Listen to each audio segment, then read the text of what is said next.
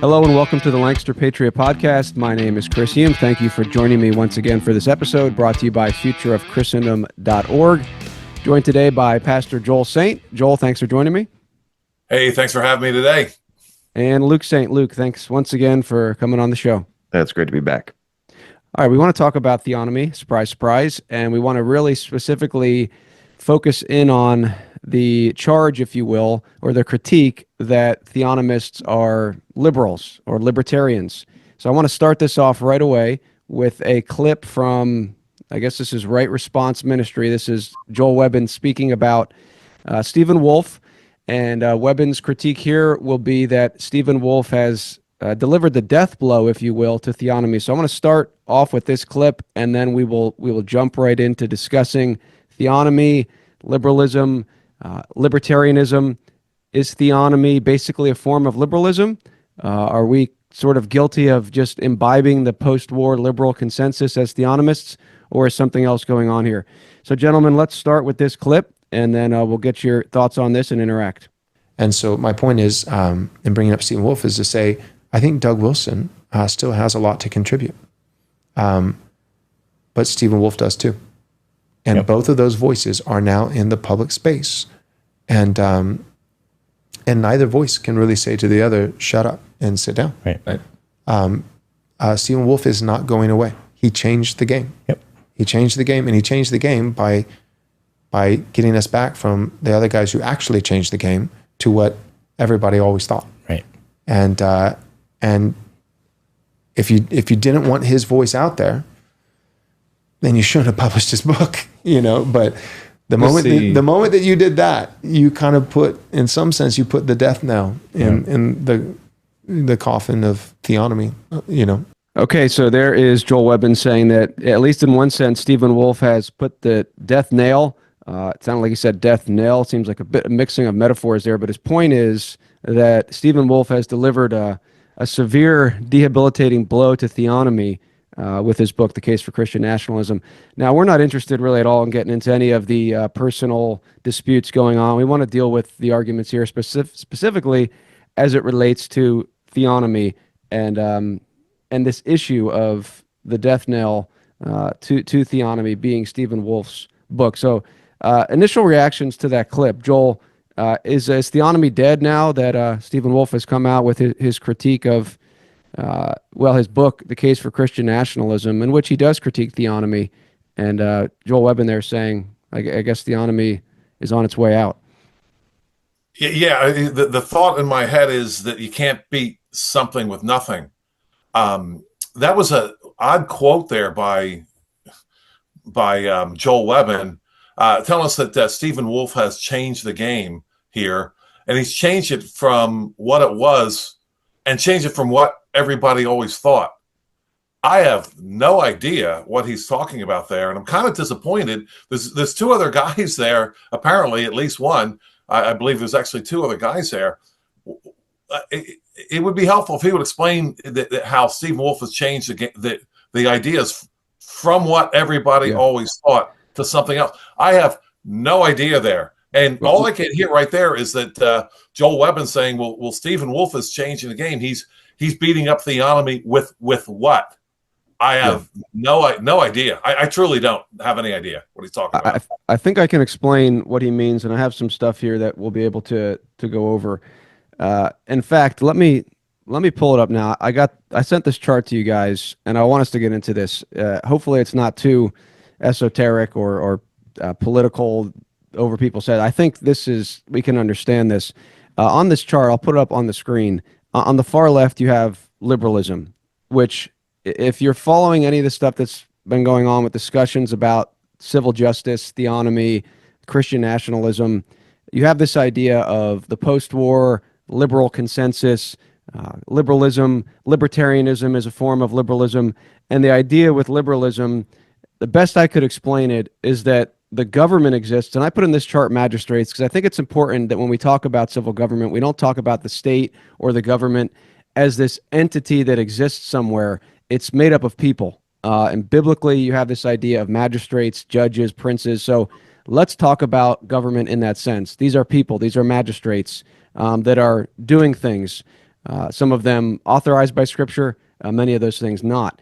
Liberalism is the idea that the magistrates exist and they make laws in common thought to secure and protect the rights and freedoms of individuals.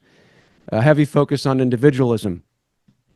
Now, I think what Webbon's saying there is Stephen Wolfe is just taking us back to the view that Christians had before liberalism became popular, whether that's after World War II or going back even further to early America.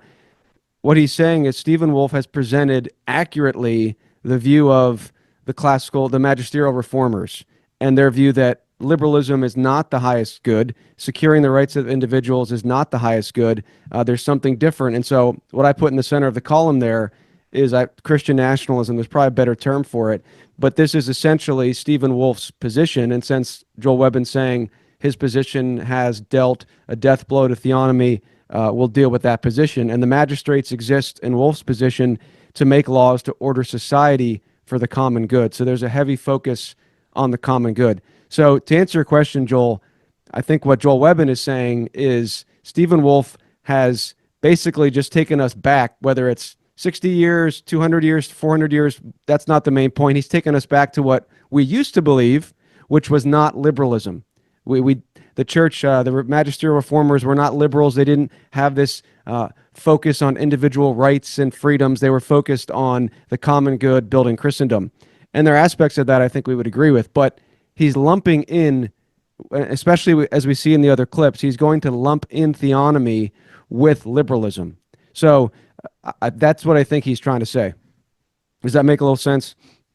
I guess I would ask you, how far back does he want to take us? In other words, what does it look like? To use the illustration you use all the time, Chris, my neighbor wants to sell me milk. I want to buy milk from my neighbor. What, if any, involvement does the civil magistrate have to do with this? And I guess Joel Webbon's case is just a discussion or whatever. But at some point, we need to know what that means. And so far, from what I can tell from Stephen Wolfe, we get generalized idea of what the common good is. Just general, and people sit around and talk about the common good and say, we're going to get together, we're going to elect somebody, and this person's going to define the common good, I suppose. But if your goal is not justice, and I don't hear this coming from Joel Webbon, and I don't hear it coming from Stephen Wolfe, if your goal is not justice, then I don't know how you're going to fulfill Micah 6:8. To do just, to love mercy, do justice, walk humbly with God. How are you going to do that without theonomy? That's my question back. Okay, and we'll get to that. We just had a latecomer, Travis. Thanks for joining us. Looks like you're muted there, but thanks for joining the show. We're on. I'm not sure if you're frozen, but we'll keep going here. Luke, your initial thoughts. I got more clips to play and some quotes here, but your initial thoughts on the death blow to theonomy being Stephen Wolfe's Christian nationalism. It looks like to me somebody who is transitioning away from theonomy. This sounds like something that somebody who's transitioning away from theonomy to classic liberalism or reformed magisterialism. That sounds like something that he would say. And I think, I'm getting the impression that he's speaking for himself in his own mind. The death knell for theonomy is for Joel Webbon. This is what he needed to get away from theonomy. He needed Stephen Wolfe to say the things that Stephen Wolfe said and do the things that Stephen Wolfe did for him to get away from theonomy. It just sounds like he was looking for an excuse, or he had doubts about theonomy, and the death knell he's referring to is in his own worldview, that theonomy, he now has an excuse to get away from theonomy. And I think the rest of us are looking at it going, I think what Stephen Wolfe done has made the case for theonomy much stronger, because if you read Stephen Wolfe's book and the quotes that he says, he basically wants authoritarianism. He wants dictatorship, and he wants to go back to George III and the and have a new pope, basically. And even Joel Webbon has said that in his podcast. He said he wants to use Joel Webbon's phraseology. He said he believes in the vicar, like the state is the vicar, like the Christian prince is like the new vicar. And I don't know how Joel Webbon went from that, like, which was, I think, in my mind, he was saying it like a criticism, and now he's saying it, well, this is the death knell to theonomy. After Joel Webbon just criticized Stephen Wolf's approach to the head magistrate that's going to run the whole nation for everybody. So I think he's just speaking for himself, the death knell in his mind. But I think the more Stephen Wolf talks, I think the more crazy his position sounds. Luke, let me ask you a question about that, if I may. Do you see a big difference?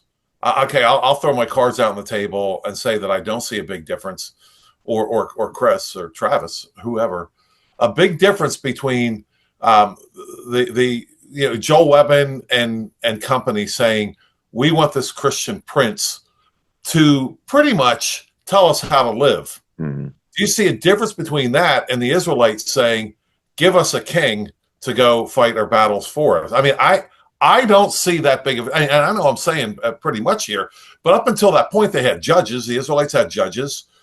They did pretty well against their enemies. They had a pretty good life. At some point, though, they're saying, nah, we want somebody to tell us how to live. Right. Do you see a big difference? I see a big difference without the phrase that came after the request of the Israelites. Yes, they can say, "Oh no, we're not like them." We want a Christian prince and all that kind of stuff. But I think there is no difference after you realize what God said this was all about. This wasn't about being like the other nations. This was about rejecting God, that he should rule over us. And so when you take that phrase into account, no, there's no difference, because it is, again, if what you're saying is true, Dad, with give us we want a Christian prince to rule over us, and the Israelites saying we want to be like the other nations and have a king. It's not about the Christian prince ruling over us. It's not about being like the other nations. It's about rejecting God, because that's what God said this was all about. That's what this is all about. They have not rejected you, Samuel. They've rejected me, so that I should rule over them. So yes, I should say no, there is no difference, because what this is really about is rejecting God, that he should rule over us. All right, we're going to bring Travis in eventually here. Travis, thanks for joining us. I think we have a good connection with you now there. You missed that first clip, so we'll bring you in here in a moment. I do want to bring up this. Actually, let me bring up another quote here, because I do want to set the stage. I think the idea of theonomy being a form of liberalism is something we need to deal with, and I'm going to play that clip in a moment. But I sent this to you, gentlemen. I'm going to put it on screen. This is a standard definition of liberalism. It can be hard. There's a lot of writings on this. How would we explain this to someone briefly? But this liberalism is a political doctrine that takes protecting and enhancing the freedom of the individual to be the central problem of politics. All right, that is what. Now, when you have classical liberalism, the idea is more of a limited government. It exists to secure these rights and freedoms. And then when you get into what some might call the post-war consensus liberalism or modern liberalism, there's more of a focus on the government taking an active role in allowing us to have these rights and freedoms and keeping us from, for example, poverty. That modern liberalism would say, well, the rights and freedoms of the individual are supreme. Therefore, the government needs to secure your ability to make money. I have one longer quote here. I want to read this. Just stick with me, because I think I want to be fair to this position and try to interact with it. So this is a continuation of that Britannica article. It says, laws, judges, and police are needed. This is within the mindset of liberalism, to secure the individual's life and liberty. But their coercive power may also be turned against the individual. The problem then is to devise a system that gives government the power necessary to protect individual liberty, but also prevents those who govern from abusing that power. The problem is compounded when one asks whether this is all that the government can or should do on behalf of individual freedom. Classical liberalism and focus on this here, an early form of liberalism, and modern neoclassical liberals, libertarians, answer that it is. So in this article, the modern neoclassical liberals are not those arguing for big government assistance. These are more of the libertarians. Since the late 19th century, however, most liberals, now we get to real modern liberalism, have insisted that the powers of government can promote as well as protect the freedom of the individual. According to modern liberalism, the chief task of government is to remove obstacles that prevent individuals from living freely or from fully realizing their potential. Such obstacles include poverty, disease, discrimination, and ignorance. So with ignorance, you get the idea of education. We need to have education provided. So all that to say, I believe this is what Stephen Wolfe, Joel Webbon mean when they refer to liberalism. Broadly speaking, this theory of political thought that places primacy on the individual's rights and freedoms. And therefore, they say libertarianism is an offshoot of that because you're so heavily focused on the rights of the individual that you miss the common good. And so we're going to play a clip in a minute that's going to specifically lump theonomists in with libertarians. Now, going back to this chart briefly, you'll see liberalism on the left, individualism, Christian nationalism, the common good, and then theonomy. And we want to unpack this. In the theonomic system, what at least Joel, Luke, and myself will argue for, I believe, is that the magistrates do not exist primarily to secure the rights and freedoms of the individual, nor do they exist to order society for the common good. They exist to establish justice. That is a point we need to focus in on, because I'm going to play this clip here from Webbon, and you're going to see that he lumps theonomy in with liberalism and libertarianism. So let me do that, and then Travis, you'll get to get involved here. I'm going to start this, and I'll stop it. If there's something you really want to say, just let me know, and I'll stop it earlier. So this is where Joel Webbon actually mentions Joel McDurmon. So I know you have some comments on that, Joel. And he talks about how theonomy really is essentially liberalism, or at least it leads to it. So let's take a listen. Like what I'm trying to convey, I think more specifically, is I don't think that Joel. This is what I'm seeing as the dangers. I don't see Joel as that he was a base theonomist and then gave up theonomy for wokeness. I see Joel, if he was sitting here, Joel McDurmon, I think he would say that theonomy is perfectly compatible with wokeness. I think he would. I think he would say that I haven't given up my prior convictions. Would not. You know, David Rees would not. Yeah, those guys wouldn't, and I love David Rees, but no, that's the way I see it. Yeah. That's like, and because what they'll do is they would go, so here's how you get there, like to substantiate my claim, is all the things about sojourners. Right. Like, so like just the other day, you know, a well-known theonomist was posting, you know, you shall treat the sojourner as a native citizen. Well, that's in the Bible. Mm-hmm. And a theonomic, you know, the theonomic position can be a bit biblicist. Rigid. So then anybody who comes into your country, you treat them, and I would just be like, well, no, but that's not what the verse is saying. It doesn't mean that all of a sudden they should be treated as though, you know, their ancestors, 15 generations have been in your country with all the same privileges and all this. Like, no, they're still a sojourner. They should not be unnecessarily oppressed or stolen from, or, you know, the weight of the law in a political sense, in a legislative sense, you know, wielded against them in order to exploit them for all their goods, you know. But no, like the sojourner who has come into Israel and been there for all of 15 minutes is not a native Israelite and should not be treated exactly the same. That misses the point, Joel, because...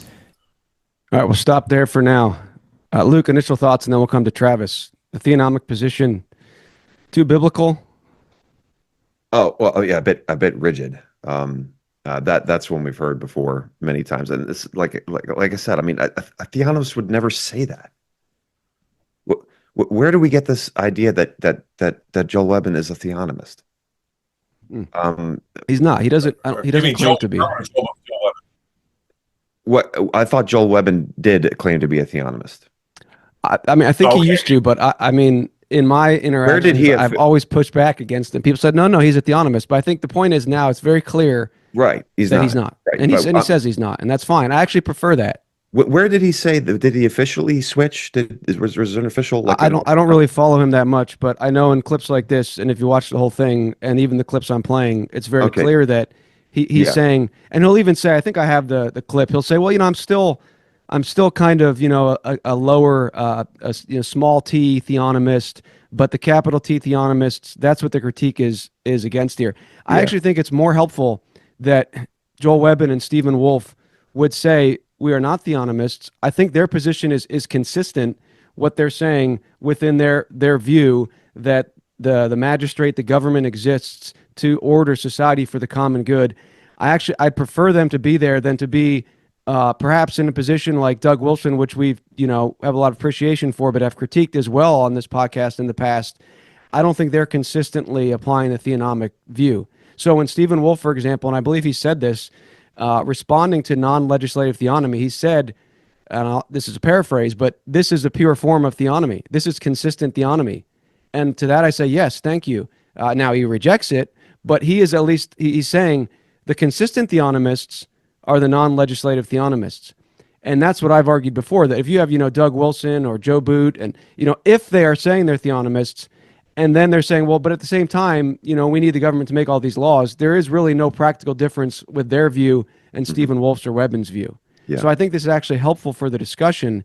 That well, I wish he would come out and say it. I'm no longer a theonomist. I think he essentially said it, but I know, but come on, Mr. Joel Webbon, Mr. Upfront. I'm a man. I'm the best that we have right now. It's be direct and order society and your wife around or whatever. Say it. Come out and say it, and say I'm not a theonomist anymore. We're all small T theonomists. Okay, the most Republican of Republicans going to say, oh yeah, biblical law. Yeah, of course. There's really good stuff in there. Great principles. Of course, we're all small T theonomists, for crying out loud.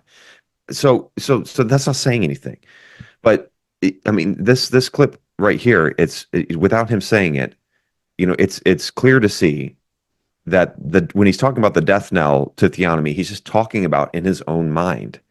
This is the excuse, or this is the reason I needed to get away from theonomy. Stephen Wolfe gave it to me because it's cool right now, as we've often viewed Joel Webbon. He's somewhat of an opportunist of the current trends. Since it's cool right now, I'm going to jump on this bandwagon. I'm not going to say that's exactly what he's doing, but it just appears to me that the death knell to Joel Webbon's objective biblical reasoning has been Stephen Wolfe's influence in his life.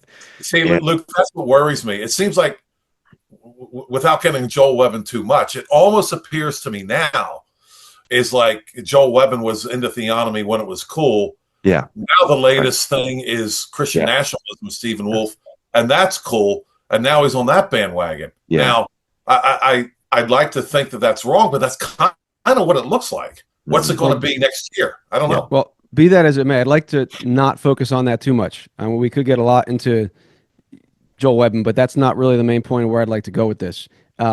He is saying he's making some claims there about biblical law, about theonomy, and we'll get into liberalism and libertarianism. I think it's a little bit later in the clip. But before I play that, rigidly biblical. What was that? Was that the word there? A rigorous, a little biblicist, the theonomic position. Now later, and I'll play it if I can here, and then I want to see if Travis has anything he wants to share right now. But later, one of the other men on the panel there is going to say, theonomists don't deal with the idolatry laws, which I think is interesting because that's probably more of a critique against McDurmon. But before I get there, Travis, I know you came a little bit late. You may have watched the clip on your own, but you missed it here. Any initial thoughts you have, or any way you think we should direct this conversation? As I brought up liberalism, libertarianism briefly, we'll get into that more in a moment on this. So any initial thoughts you have? Yeah, I don't necessarily want to jump in on the Joel Webbon thing per se, but it does seem like something similar to what happened a couple of decades ago within the theonomy movement is happening again now. Where there's a lot of discussion over what is theonomy. Think back to like Bonson and James Jordan, that that debate there where Jordan was finally like, well, I guess if it has to be Bonson's version, then I'm not a theonomist anymore. And, that whole discussion, it seems like that's happening again in a little bit different way now. And I mean, to be honest, you guys were my introduction to theonomy, capital T. And I had not really dealt with that a whole lot in the past until meeting you guys. And it's been helpful to think through all that stuff. You have guys like, what's the Armored Republic guy? Is that David Rees? Yeah, David Rees. Yeah, somebody like him, he would say he's a theonomist. You had Webbon saying he was a theonomist. It seems like Rees is more of like a general equity, or as I like to say, a Westminster theonomist, little t. But maybe I'm wrong there. And so, obviously, you guys, I appreciate that there's been a little bit of refinement in definitions now, in that you would consider yourselves non-legislative theonomists. And to me, that's actually helpful because it kind of helps us to see the lay of the land a little bit better, to like, okay, because really what it comes down to, as I've been thinking through it, is it's all about hermeneutics. It's all about how you're interpreting the Bible. Because everybody wants to say that they're being faithful to the Bible and they're the true interpreters of the Bible. So really what the discussion should center around is how we are interpreting it. Like for Luke, for example, his interpretation of the book of Judges and how the monarchy came about, in the Davidic monarchy came about, and all that stuff really impacts then how he sees how we should be applying the Bible now. And if we differ on those things, then that explains how we are actually seeing that we're being faithful to Scripture or not. So that would be, I think that a lot of it needs to center around the hermeneutics that are behind everything, really. Okay. I think there's definitely some stuff we can work with there. I mean, just in that clip we just played, for example, and it continues on with the discussion of the immigrant. Joel, and I want you to comment on that. We were talking before we started here about, what it means that this person just came in to Israel, and what benefits they get versus the person that's been there. So I want you to make those comments if you remember them. But they will say, well, that's not what the passage meant. The passage doesn't mean what Joel McDurmon. I have no idea what Joel McDurmon wants that passage or says that passage means. But I would like them to explain, to your point, Joel Saint, that you're going to comment here. I would like them to explain what it means then. If they're saying the theonomic understanding of that passage, for example, Luke's debate on immigration, if you can't point to a passage and say, here's a law that prevents someone from traveling into a nation, then you tell us what it means to treat the sojourner as the native. So we'll get into that briefly in a moment, because they're not done with that immigration question, especially they'll bring libertarianism in. But Joel, do you want to comment briefly on what you mentioned to me earlier about, what are these privileges that the native has and that the sojourner will get over time? Yes, certainly there. So, yeah, what Joel Webbon seems to be saying there is the sojourner who's been here for 15 minutes, he doesn't get the same rights and privileges as the native who's been there for, say, 15 generations. And I want to know what those differences are. I mean, like does the guy who's been there for 15 generations, does he get like 15 times as many votes? What exactly does that mean? And I think we got a bigger problem here. Once we get away from the idea that we can go to the Scriptures for all of our answers, then we're not going to even find the answers in the Scriptures, and we're going to ignore them. And I think the answers to Joel Webbon's problem is right there in the book of Ruth. You have Ruth coming back into, actually a Moabitess, coming back into Israel, and there is Boaz, who's been there for generations. Guess what he has? He has property, he has money. Apparently, godly generations have built up money over the years, and that is what is going to happen in a godly society. So while we don't oppress the stranger, as Joel Webbon even said, hey, we don't take his goods or whatever, what happens is when you've just gotten here recently, you don't have the property and you don't have the influence that a person who's been there has had before. But here's the thing. Let's say someone's been there for 15 generations, right? And it's been a derelict going back 15 generations, right? Well, then maybe the guy that just got here, who's risked everything and who's a hard worker, maybe we're better off with that guy. It's about living honestly, living a godly life is what it's about. And I think Joel Webbon just misses that entirely. And he doesn't tell us what privileges a native has over someone who's been here for 15 minutes. Yep. He just says that they should be treated somehow differently. I don't know how. I don't know what that means. How do you mean? What's the cash value of living here longer than somebody else and the way that the government treats them? Mm-hmm. What's the cash value of that? That's the key. I understand that I might treat the guy differently because he's been here and I don't know this other person. I don't trust him. He's here from goodness knows what country, and maybe he doesn't speak the language. Well, I don't really trust him. But as a civil magistrate, I look at them differently. How? How do I look at those people differently? The Bible tells us, it often lumps those categories together to look for people to give justice to. It actually prioritizes the widow, the orphan, and the sojourner. Seek out their cases.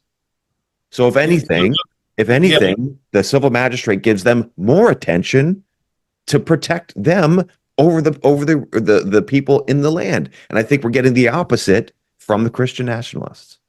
Well, if we're not asking what is justice, then we're going to go down a path that is going to leave us high and dry at some point.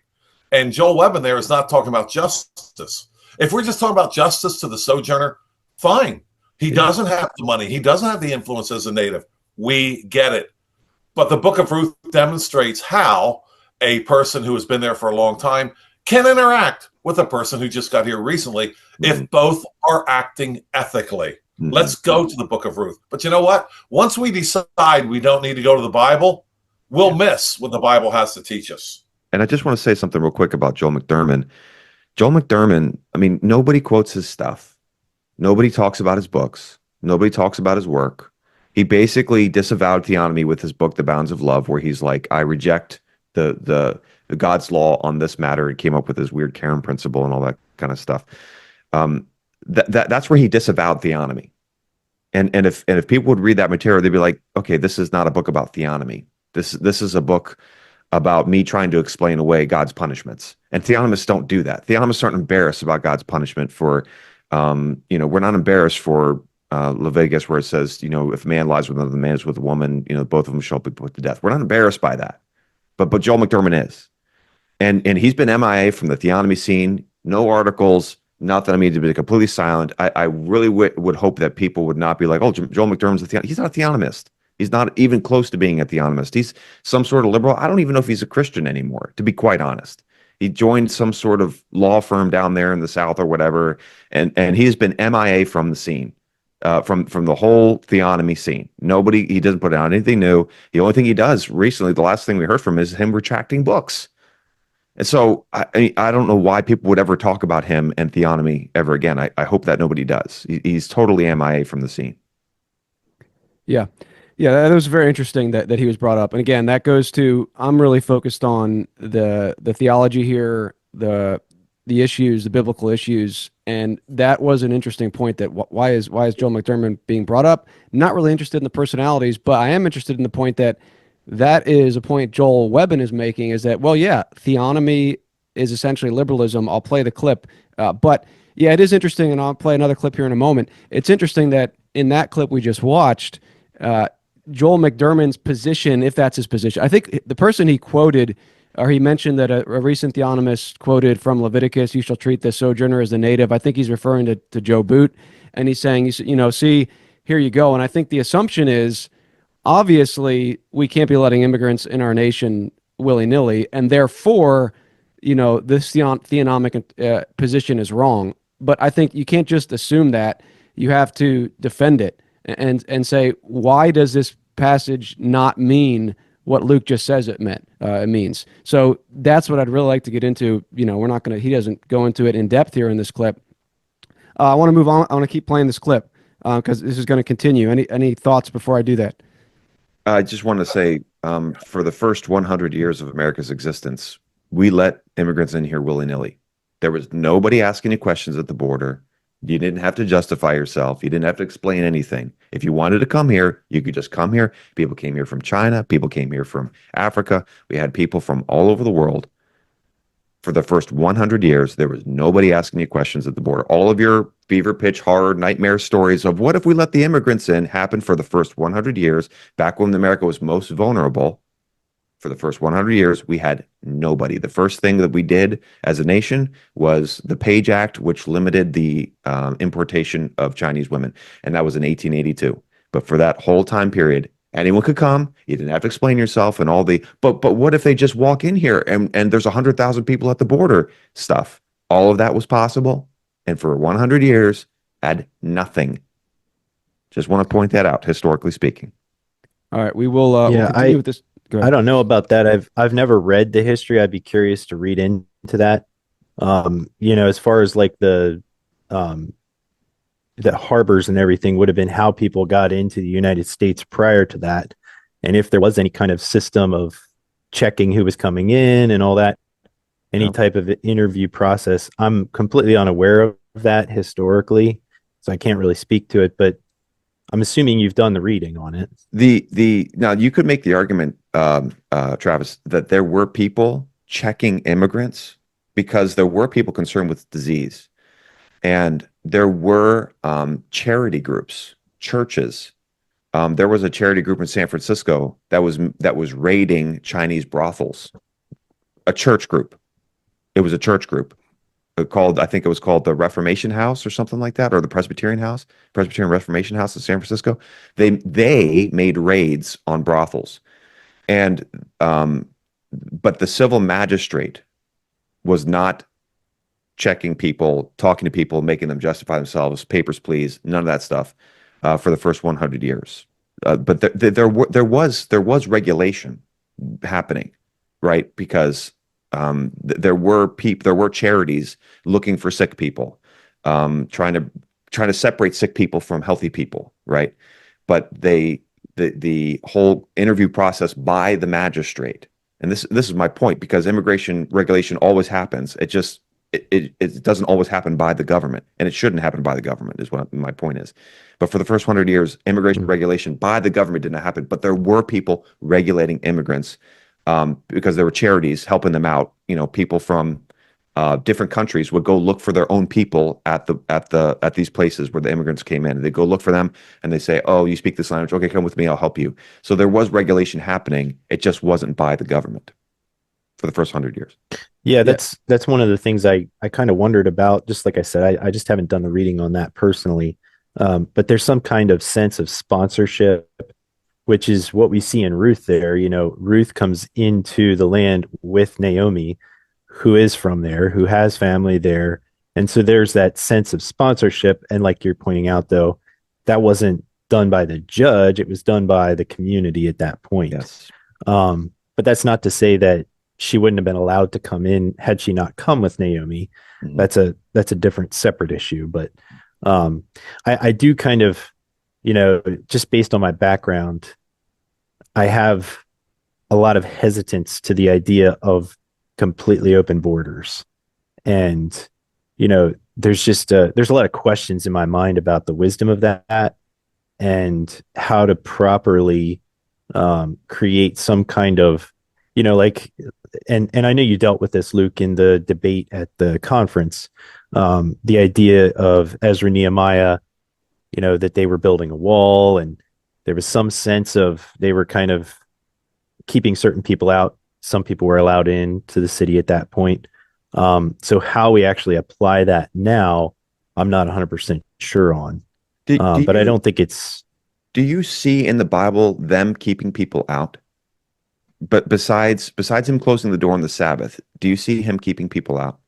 Because I look for, I'm asking genuinely, because Ezra Nehemiah. Because I looked at the passage and I saw that as Nehemiah was arming his people, right? He armed the people, right. But I don't see him actually prohibiting access to a certain group of people to the city. I don't now you could say it's definitely implied heavily, but I'm looking for the Right. passage where it says, and I told them, don't let anybody in. And I haven't found that yet. Maybe it's there. Maybe I haven't looked hard enough, but I haven't found that. The only time that I see him closing the gates to not allow people in was on the Sabbath. And The after trading that, that happened on the Sabbath. yes, right, the trading that happened on the Sabbath. I understand Right. that. But Yeah. beyond that, I see what I think the phrase was, I heard that these people were preparing to attack, and my response was to arm the people. I don't see him saying, don't let anybody from that nation in, or close the gates.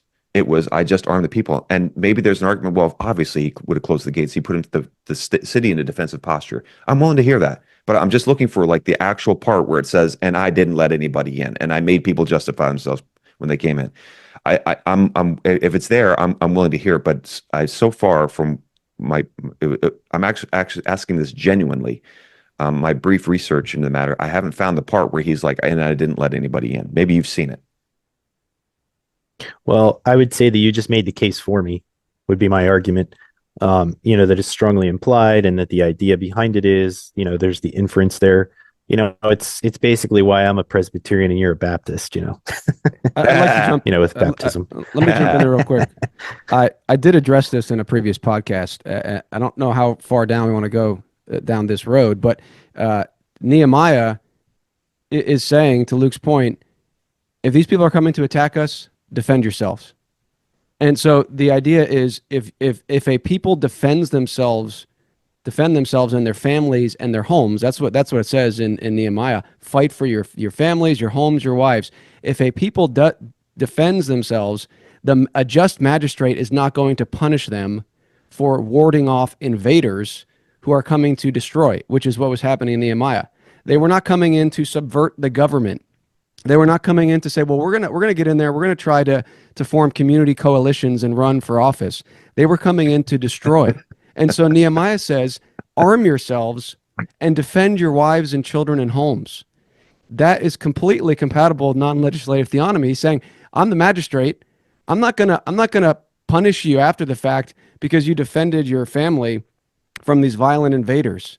It has nothing whatsoever to do with the fact that if someone comes into the nation and is not violent, that the people have a duty to repel him. It does not follow. So that's the way I would handle that. And to me, that's very consistent. The magistrate is telling the people, this is your duty. I'm the magistrate. I can't fight the war for you. I mean, that's what we think the government fights wars. No, it doesn't. The people do. And Nehemiah is saying, you guys have to defend yourselves. I can't do it. I can't go out there and fight. These people, I mean, I can play my part, but it can't just be the magistrates. We'd be destroyed. But if these people are coming in and they're violent, use force. Now, in our modern system where we have, we got these immigrants, you know what will happen? The people of this nation will be punished for using force against violent intruders, which to me is why, the whole idea that, our system of immigration is ever going to work, it to me is foolhardy. You need a biblical system of justice where we are free as the people of this land to defend ourselves if and when violent people come. So that would be my piece. That's what we had for the first 100 years too. Right. You didn't have, the government, but you did have freedom to defend yourself. Yeah. I think that also you have in Ezra and Nehemiah, there's the discussion about how I guess they would have been considered Samaritans at that point when the people went back into the land. They had been intermingled with the people that the Babylonians had brought in. And they didn't actually allow them to help with the building of the temple and the wall. They basically said, like, you guys, they offered to help, and they're like, no, you don't have any part in this. So I think that there is this idea there of there are those who are not part of this people, and there are those that are, which there was a distinction based on their religion at that point, really is what it came down to, because these people that intermingled had been idol worshipers and mixing the worship of God with all these other things, so a syncretistic view of the faith. And Ezra and Nehemiah and the leaders are saying, no, you can't participate. All right. Now, that's not to say that people from other ethnicities were not allowed to participate in the people of God at that point, because you had obviously, had during the Exodus, you had the Egyptians and the mixed multitude and everything. You had people like Uriah, Ruth. So it's not about ethnicity as much as it is about their religious affiliation there, I think. Well, but I would say, I guess the idea still being that there's like a separation, like, hey, you can't participate in this. You can't help us build the temple. You can't build a wall with us because you're obviously opposed to our way of life. Right. Sure. Yeah, I don't think anybody here would have a problem with that. I do think religion is actually a very important part of ethnicity. If we're talking about it as our heritage, our values, our customs, our shared history, religion is obviously going to play a part in that. We have to keep in mind the distinction between the civil magistrate's role in establishing justice and the people's role in building culture and establishing culture. And yeah, if you want to say as a people, you know what, I don't trust you, coming from this African nation or Asian nation or South American nation, we are not going to welcome you into this community aspect. Now, we could take each individual case and say, would that be the right thing to do? But that's not what we're talking about. We're talking about the magistrate's role in establishing justice. Culture. If you have a strong culture, obviously it's going to turn some people away naturally, right? There are certain cultures that I would not be welcomed in. I wouldn't feel welcomed in. I wouldn't be comfortable there. And I think that's one of our main points, that when you have statism, you actually have the government forcing a people to assimilate foreigners to the culture that they hate. And so you have the government school is the biggest assimilation thing. And we have the government bringing these people in and assimilating them into statism. And also, the idea that, I grew up and there's the joke, welcome to America, speak English. And it's like, yeah, you know what, you come here, you should speak the language. But one of the problems that prevents that is the government saying, well, we got to be accessible to the Spanish and the Asian. So we're going to have all our government forms in different languages. When the government gets involved, you prevent strong culture. When you leave the righteous free to establish their culture, then you have a natural sifting, and the magistrate's job is justice. So again, I think we missed the point when we turn to the government to preserve our culture. Any other thoughts before I play the next clip? I'm just going back to that rigidly biblical. Was that did Joel Webbon say rigidly biblical? Did he say that? Biblicist. And I think he used the term rigorous. Something like that. Man, I just hate it when we get too close to the Bible. That's just we just got to get away from that. I'm kidding, of course. All right, let's continue on. We got a lot to cover here, Joel, because the word sojourner is not the same as the word immigrant. Right. A sojourner is one who travels and then goes back. Yeah. The intention of a sojourner is to, maybe you're there for a while because your country had a famine, right? And so you come and then but you're like, you have a round trip ticket. And so it's a false equivalency to say that sojourner passages apply to what we have with immigration in America today, because a sojourner was one who traveled and intended to go back. Right. Like maybe, the famine never cleared up and they were never able to go back. But that's like, they were not there as this is now my country. It's, I have to come here for a while, but my ties are still back in my land.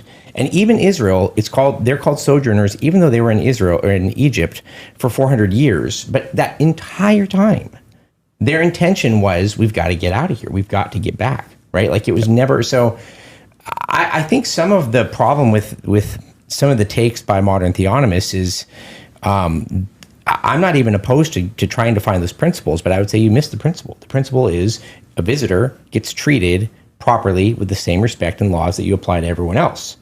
But an invader, you treat as an invader. Right. Right. And someone pointed out too, there's provision if that foreigner or sojourner was to blaspheme, they would receive capital punishment. That's right. And we're kind of quiet about that part. That's right. Like that's what it comes with. Okay, yeah, welcome the sojourner, the foreigner, as they travel through your land. And if they set up and decide, well, we're going to worship Allah here or get out a praying mat, it would be in the Old Testament system, capital punishment. Yep. Oh, that part's not very palatable. That part doesn't square very well with classical liberalism. So I think and this is why this is so confusing. I think the people listening to this, if people listen to this, and there's a lot of people listening to it, to be fair, there's an attraction to right response ministries. People listening to this say, okay, I guess the theonomists don't want to enforce idolatry laws or blasphemy laws. I mean, talk about setting up a straw man. They've set up Joel McDurmon as the representative of theonomy and then proceed to torch his position, which is, hey, let everybody into your nation, and it doesn't matter if they commit idolatry or blasphemy, they're good to go. So to me, that was, as far as an educational theological piece, that was very, very shoddy. Because even if, and they refer to Bonson and Rushdoony in this episode, and surely they know that Bonson and Rushdoony believed in the application of the idolatry and blasphemy laws.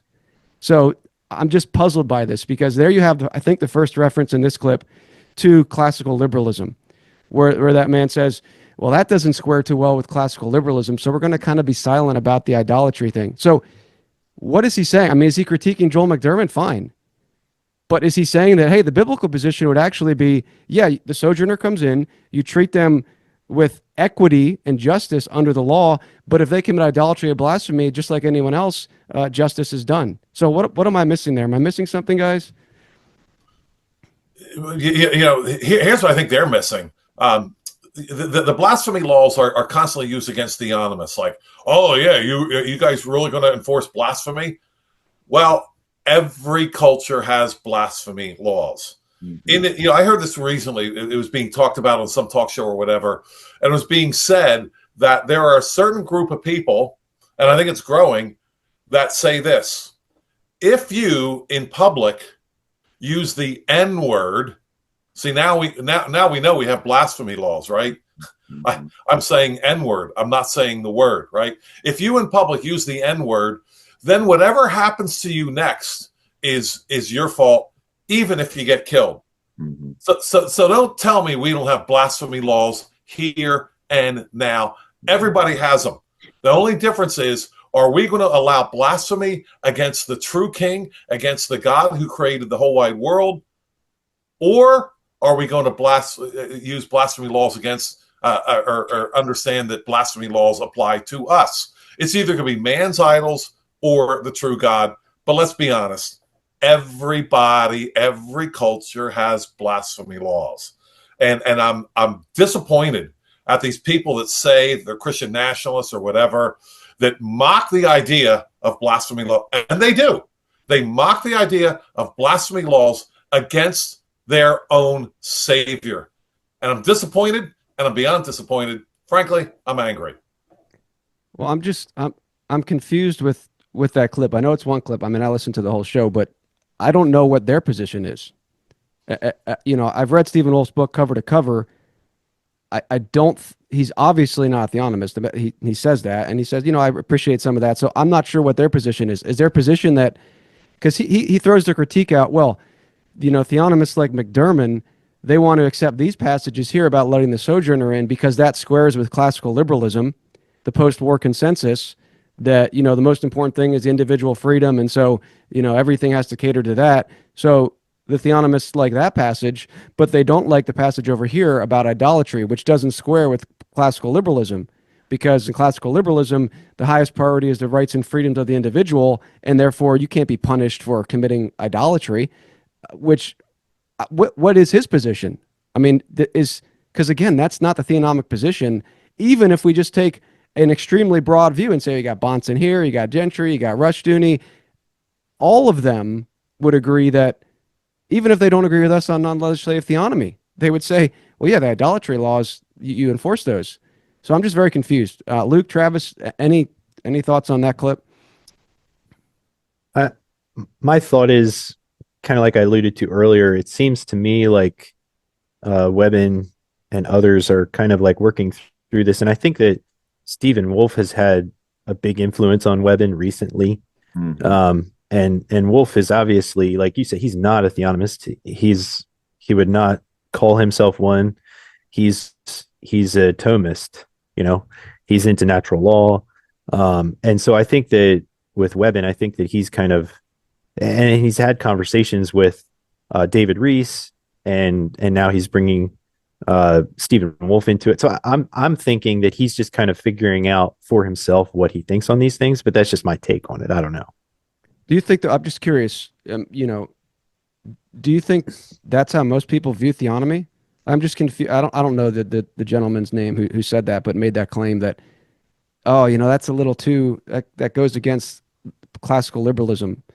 I mean, I'm not out there too much. I mean, do people think that the theonomists are like, hey, let everyone in our nation and we can't enforce idolatry laws?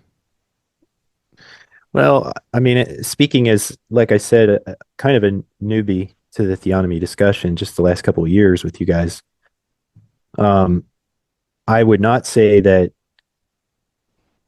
just because of my interactions with you and some of the other things that I've been listening to, it doesn't seem to me that generally people should view theonomists as being opposed to enforcing the blasphemy laws, because you guys have made that perfectly clear that that's your position.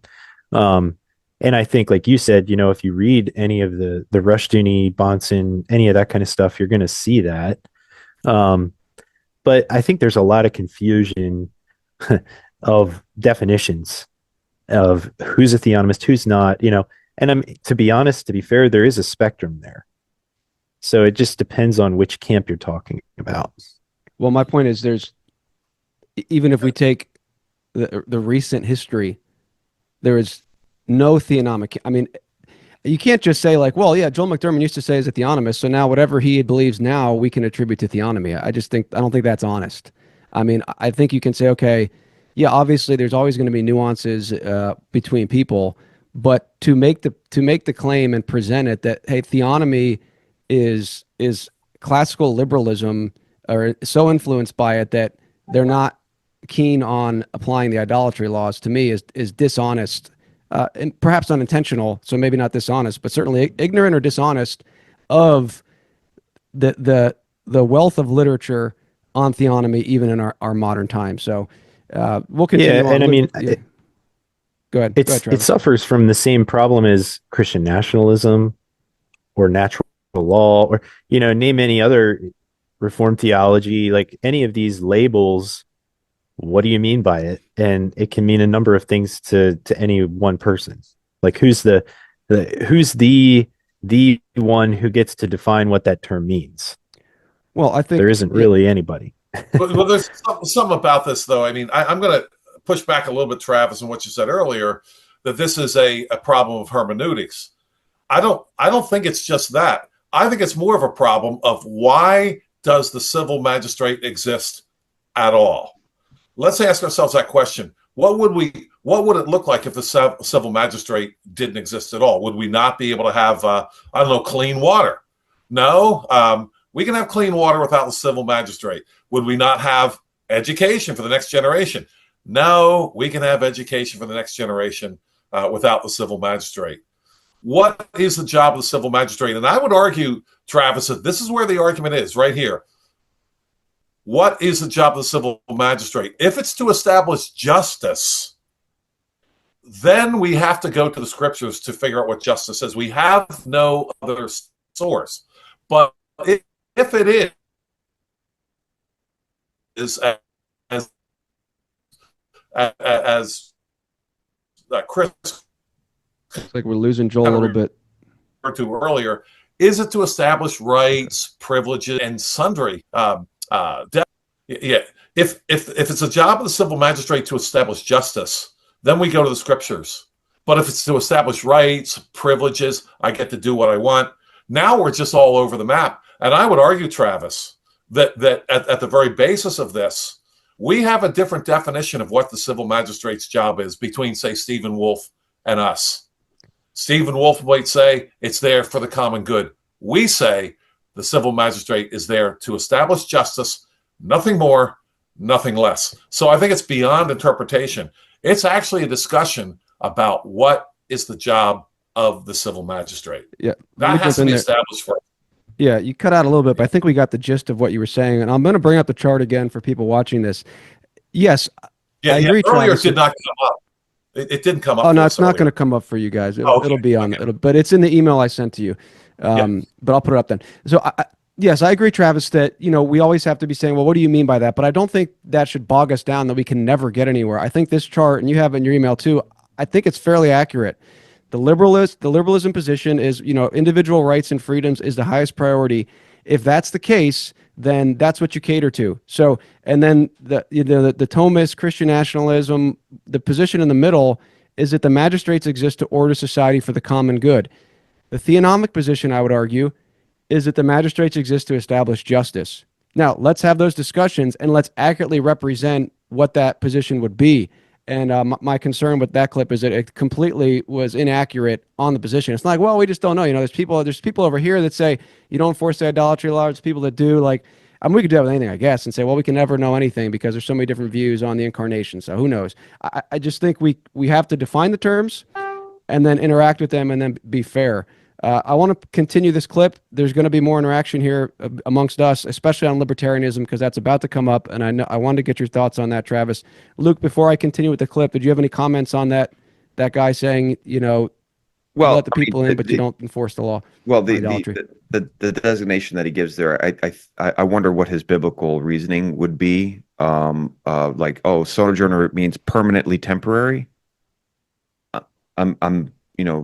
You're always, anytime there's a sojourner, that means they're only there for a little while. I mean, you're gonna make the case that nobody came there to live there and they died in Israel. How do you know they're gonna? The Strong's definition is a dweller, but not outlandish, especially as distinguished from a native citizen, and a temporary inmate or a mere lodger, a resident alien, a foreign inhabitant, sojourner, stranger. So I don't know where he's getting this idea that it always means somebody who's only here for just a little bit, but he's about to leave soon. I promise.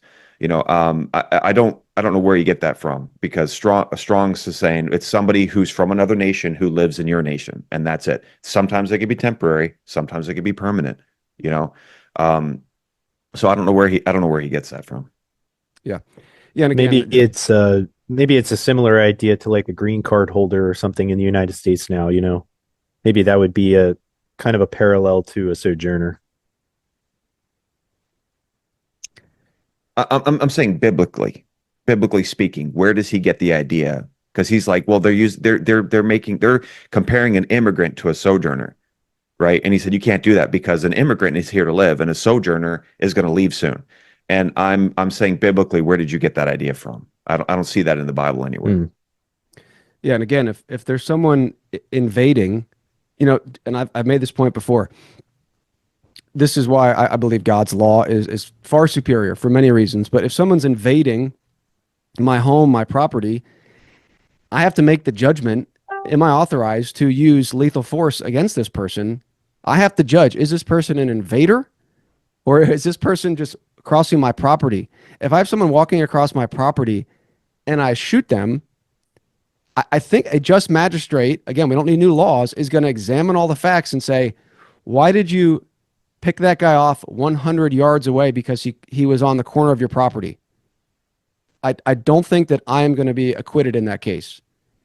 Now, if I can say, well, yeah, here's what he was doing, then I have a case. And again, so we confuse the matter and say, well, yeah, some immigrants are good, some are bad. If you have someone who is using violence, who is coming in, the righteous need to be free to protect themselves. You can respond to that later because they're going to continue this discussion. So let's keep going with this clip, and we'll keep moving here.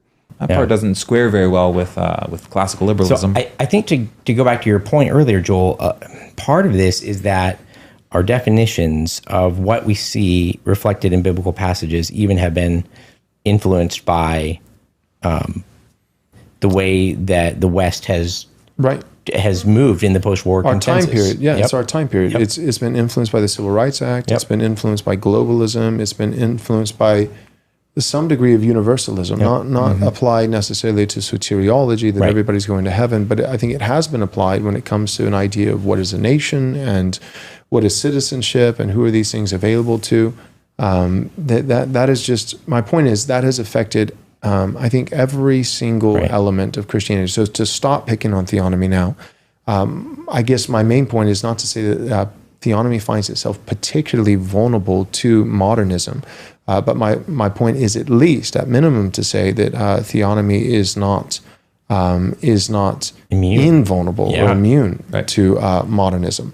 That just becoming a theonomist, I remember thinking that 3-4 years ago, that if I was post-millennial and theonomic, that would be sufficient and make me immune to being a lib.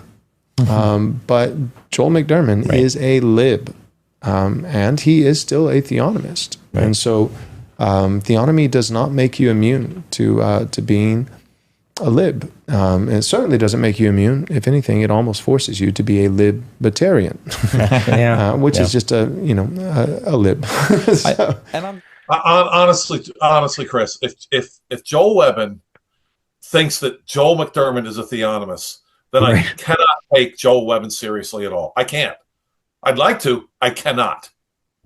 Yeah. I mean, I'm kind of laughing. I mean, that was...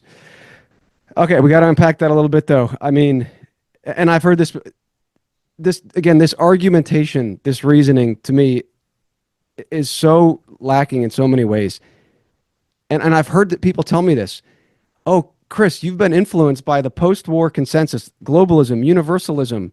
That's why you think that we shouldn't have immigration laws. You've been so... And at the same time, I say, well, if someone's an idolater and they're convicted of that, they should be executed. Where did that come from? The post-war globalism? Where's that? So this to me, he says God's law, theonomy does not protect you from liberalism. I'd say yes, it does. It's God's law. If you follow God's law, then you're not going to be influenced. If you're following God's law, then you will not be a liberal.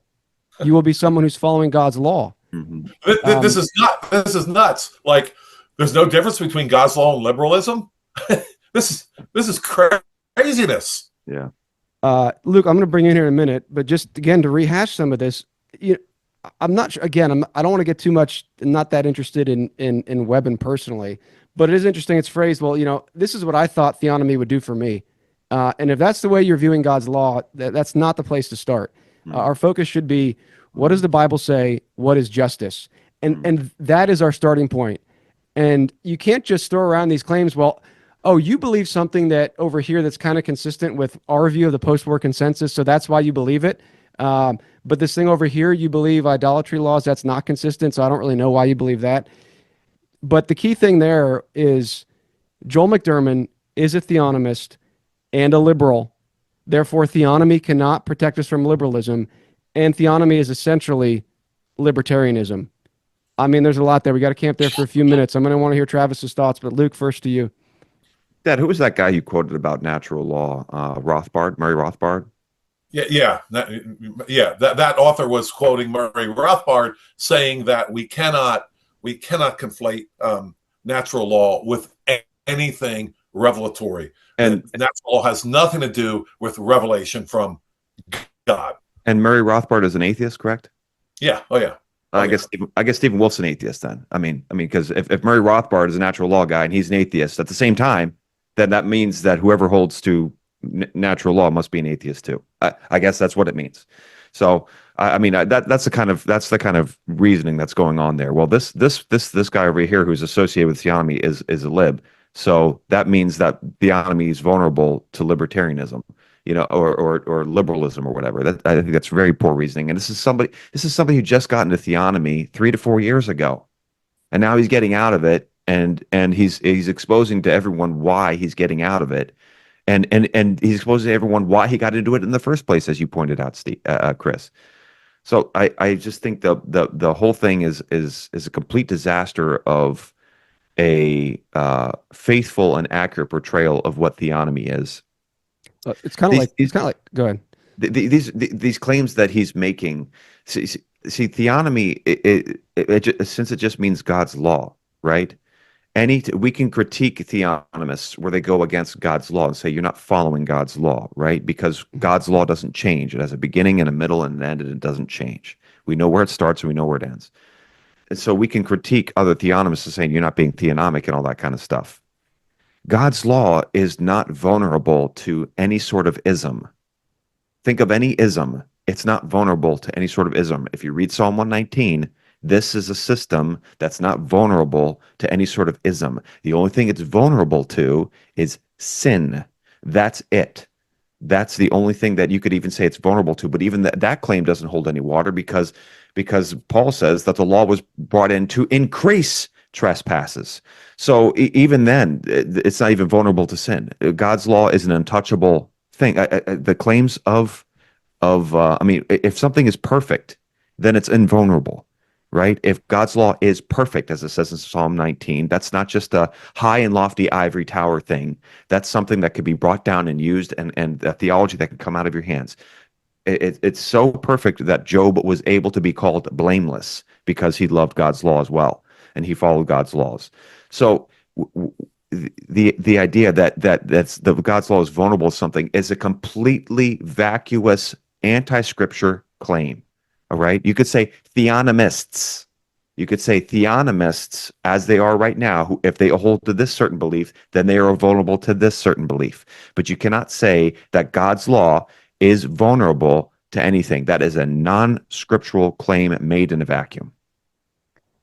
It's sort of like, I mean, in a sense, it's kind of like the people who say they used to be Calvinists and then they leave Calvinism and then they completely fail to accurately explain what Calvinists believe. That's really seems what's going on here. And it's either that or this was just very sloppy. But to make claims like that, well, the theonomists want to let people into the nation, they don't want to enforce idolatry or blasphemy laws, and theonomy is basically libertarian. And again, I can affirm with Travis that there are nuances, but just like there's some distinctions between Calvinists, but the worldview, the system, is coherent, and within itself, like to your point, Luke, if the theonomic position is we follow God's law, then critique us within that position, right? Or try to undermine the total position, but don't present a straw man. Say, well, yeah, this is what theonomy is, and that's why it's susceptible to liberalism. Doesn't make sense to me. Travis, I want to come to you. He brought up the libertarianism thing there, that theonomists are essentially, he said, like libs, which is libertarianism. And I know you've had at least some similar adjacent thoughts on that. I'd like you to respond to it and see if we can answer any of these objections to say that theonomy is definitely not libertarianism. Well, something that I would like to maybe clarify a little more, because the way I said it earlier may not have been very helpful. The idea that, we can't know anything was basically what you might take away from what I was saying. Really, what it's getting at is that there's like a battle for who gets to define it. And there's going to be a lot of skirmishes along the way. But there is actually a true definition of theonomy. Like Luke was saying, at the end of the day, what that is God's law. And so who's actually interpreting God's law correctly is who's defining it right. And how do we know that? We can go to the Bible, but then there's still going to be some disagreements about how we apply it then. But I just wanted to clarify, I do believe that we can come to know the truth. And there is a correct definition of Calvinism. It would be whoever's actually most faithful to what Calvin, and I would say even before him, Augustine, was actually teaching, right? But the difference with theonomy would be who's actually interpreting and applying God's law properly. That's a true theonomist, right? So then, just for clarification, not saying that we can't know the truth or who's right. So then back to what you were just pointing out, the idea that sometimes theonomy may come across as libertarianism. When I was in my previous work, I used to interact with like sovereign citizens and other people like that. Sometimes some of the things that theonomists are saying could sound like what the sovereign citizens are saying or libertarians are saying. Right, but let me jump in, Travis, and I'll let you continue. It does not follow if we can define libertarianism and we can define theonomy, specifically non-legislative theonomy. Now, if other theonomists want to disagree with that, we'll have that debate. But if we can define those two things, it is not relevant to say there's overlap. That you can't say, well, there's some things libertarians believe in application that theonomists believe. Therefore, theonomy is essentially libertarianism. I think that's very important. Can we define libertarianism? And we've defined theonomy. I think there are substantial differences. So I think there are things that we would agree. Like, if we all agree in capital punishment, I'm going to agree with Stephen Wolfe. So therefore, is theonomy basically Thomism? Is it basically natural law because we both agree that murder should be executed? I think we have to look at the system overall. And when claims are made that, yeah, theonomy is basically libertarianism, you're making more than the claim that, well, there's certain things that libertarians say that theonomists would agree with, because there's certain things libertarians say that Stephen Wolfe would agree with. So I think we need to go a little bit deeper, but I wanted to clarify that. Carry on. Well, yes, you just basically said what I was going to say. Okay. Because well, I've that's all you're heard saying. that. I was just, yeah. If you would have let me finish it, but you actually finished it. Basically, what I was going to say, because I have heard that critique, and so I wanted to just put it out there. I mean, to be 100% honest, if I thought you guys were sovereign citizens, I wouldn't be having anything to do with the podcast. Well, you'd have to define that. I don't even know. If you define sovereign citizens step by step, maybe I would be, maybe I wouldn't. But are you now saying that our position is not You would have to go. libertarianism? You would have to go to like the FBI's website and definition of it, which is what Wow. we were always trained in dealing with them in law enforcement. That was the definition that we were going off of, and typically they're using the judicial system in order to file lawsuits against people and basically saying that they don't have to submit to the existing government because it's illegitimate and all that kind of stuff. Yeah. There's the other problem there with that is it's kind of like a loose movement of people. It's not really like a coherent whole. It's kind of like Christian nationalism in a sense, really. There are some crazy people out there, like you got your Pentecostal versions of Christian nationalism that I would not want to associate with at all. But I 100% agree with what you were saying. And that was what I was going to get to, is that you have to figure out, okay, what's the definition of libertarianism? What are the things that overlap with theonomy and libertarianism? And what are the things that are different? And I would say, for example, libertarianism is basically the most important thing is the individual and their rights. Right. Whereas liberalism. Whereas with theonomy, like you guys would say, the most important thing is God's honor and following his law and his instruction to us. And God is actually concerned about the individual. Like Luke was saying earlier, God is concerned about the individual, and he takes special care of certain individuals who have a higher propensity to be taken advantage of by society, such as the widow, the orphan, the sojourner, right? So that's where it might initially look like, oh, well, you're just libertarian theology. Well, in reality, no, you have two different priorities that are happening, that are going on there. The one is being faithful to God and his word. The other is making the individual the most important thing in the world. Okay, so you would say non-legislative theonomy is not libertarianism in any way, shape, or form. Could I get Well, you to I mean, affirm like that? you said, there's going to be some overlap, Yeah, but in that doesn't application, mean that but, it's the we're same talking thing. we're talking about the system of thought, libertarianism and liberalism, especially as these guys use it, and I think an accepted definition is that the rights and freedoms of the individual are paramount. That's liberalism, libertarianism. If you want to give a different definition, I think you just gave that one, but go ahead. Theonomy, God's law is the standard, justice is what matters. So I think we can say those two are definitely not the same thing, or they are. We can't just say, well, there's some application that's the same, because again, then Stephen Wolfe is a libertarian because he agrees with some of their positions. I'd like to, for the sake of our listeners in this argument, I think it's a completely vacuous argument. What was just said on that podcast, that theonomy, it basically leads to libertarianism. So I wanted to see if well, I guess you what I would affirm. say, maybe to push back a little bit on the non-legislative theonomy view, is that it does tend toward emphasizing the individual's interpretation and of actual cases, for example.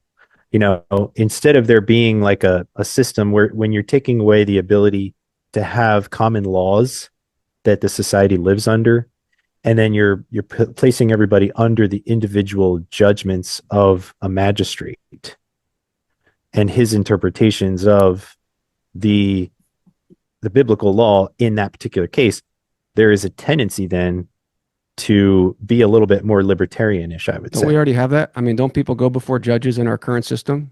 Isn't it up to the judge to apply the law as But it the comes judge, from the legislators? the judge is adjudicating on the law, the common law that's in place.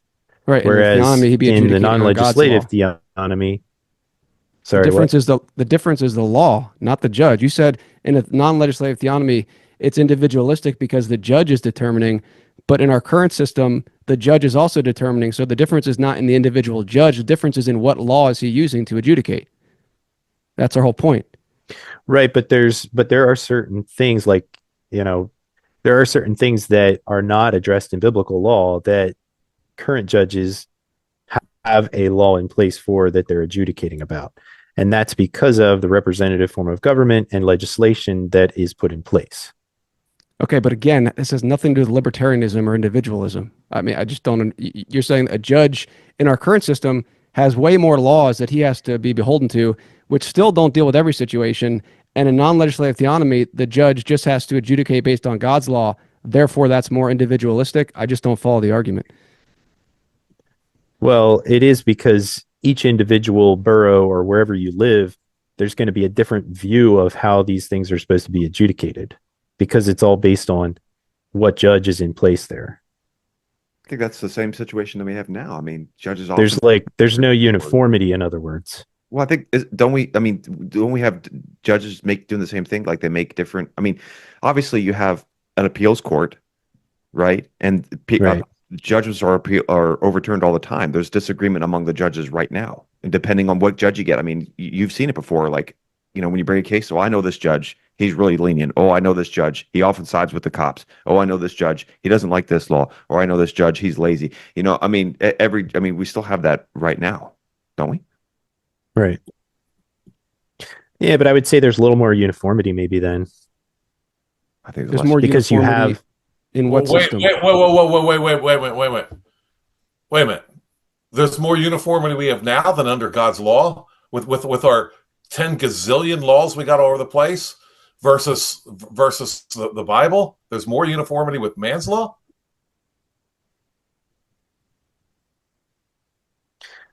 I'm not arguing that our current situation is what I would like to see, but I do still think that there's a place for legislation that's done by representative government. Yeah, but are you arguing, Travis, that there's more uniformity with man's law than with God's law? Are you arguing that? Well, that's where I guess our hermeneutical difference would be, is that, was God's law Travis, I got to intended nail you be- down here. I'm sorry to do this. I got to nail you down. Are you saying that there's more uniformity with man's law than there is with God's law? All right, let him answer.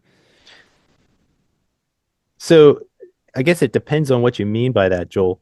Like if we're talking about the principles of God's law, then I think that every man-made law should come from God's law. But I think that that's an application of God's law.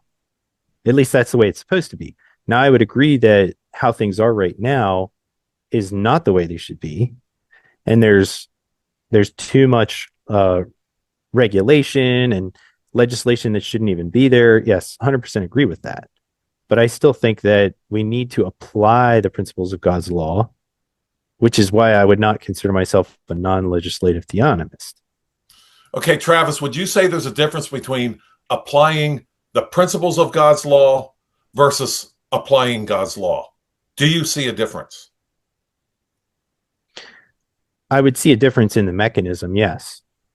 Okay, but in the end, I'm talking about the end. So like if you have a legislature, what I would see as the role of the legislature would be is to take the principles of God's law in our situation and apply them in codes or whatever you want to call them to our situation. And then the judicial branch would then adjudicate whether or not that is, each individual case lines up with those laws.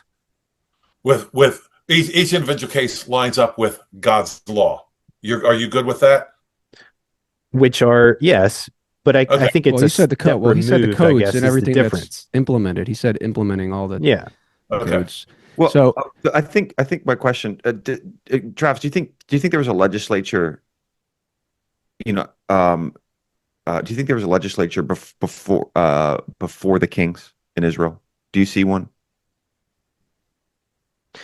I don't. And I think that, that is something that it's kind of like the discussion that we were having around Ezra Nehemiah.